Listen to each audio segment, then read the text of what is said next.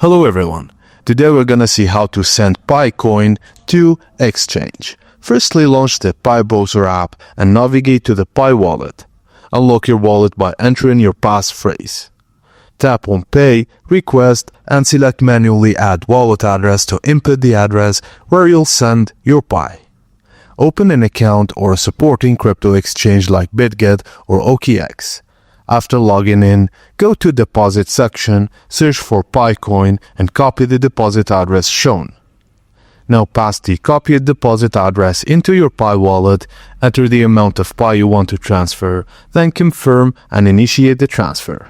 Once processed, your Pi coins will appear in your exchange wallet. From there, you can trade Pi for USDT, BTC, or any other supported crypto, or you can sell them using P2P.